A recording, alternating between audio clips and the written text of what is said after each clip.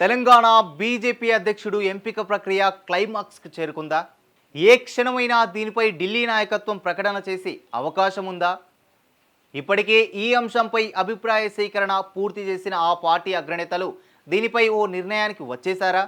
కేంద్ర మంత్రి కిషన్ రెడ్డి హైదరాబాద్ నుంచి హుటాహుటిన ఢిల్లీకి ఎందుకు వెళ్లారు? తెలంగాణ రాజకీయాల్లో బీజేపీ ఇప్పుడు ఫుల్ జోష్ మీద ఉంది. గతంలో ఎన్నడూ లేని విధంగా అద్భుతమైన ఫలితాలు సాధిస్తూ ముందుకు సాగుతుంది. ఇటీవల జరిగిన 3 ఎమ్మెల్సీ ఎన్నికల్లో 3 స్థానాలకు గాను 2 సీట్లను గెలుచుకొని తమ రాజకీయ బలాన్ని మరింతగా పెంచుకుంది. ఈ క్రమంలోనే చాలా కాలంగా పెండింగ్లో రాష్ట్ర పార్టీ అధ్యక్షుడి నియామకాన్ని కూడా పూర్తి చేసి మరింత దూకుడుగా తెలంగాణ రాజకీయాల్లో దూసుకుపోవాలని కమలనాథులు కసరత్తు చేస్తున్నారు. ప్రస్తుతం రాష్ట్ర బీజేపీ అధ్యక్షుడిగా ఉన్న కిషన్ రెడ్డి కేంద్ర మంత్రిగాను కొనసాగుతున్నారు. దీంతో ఆయన స్థానంలో కొత్త వారికి బాధ్యతలు అప్పగించాలని పార్టీ నాయకత్వం భావిస్తోంది. అయితే వివిధ కారణాల వల్ల ఈ ప్రక్రియలో జాప్యం జరుగుతోంది. కానీ కొత్త అధ్యక్షుడిని ప్రకటించే సమయం దగ్గర పడిందని, అతి త్వరలోనే దీనిపై ప్రకటన రావచ్చని చర్చ బీజేపీ వర్గాల్లో జరుగుతుంది.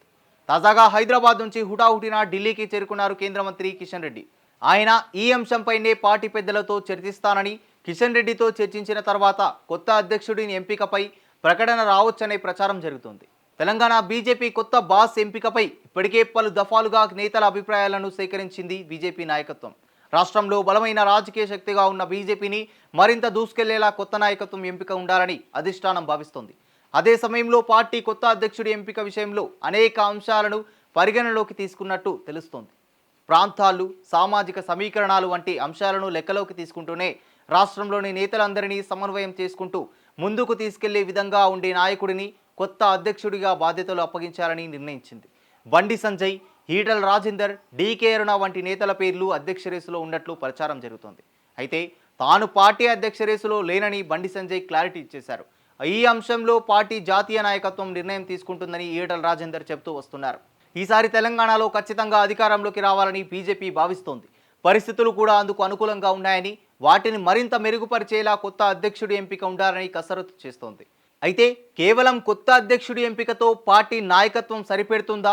పార్టీలో మరిన్ని మార్పులు చేర్పులు ఉంటాయా అనే అంశం కూడా ఆసక్తి రేపుతోంది.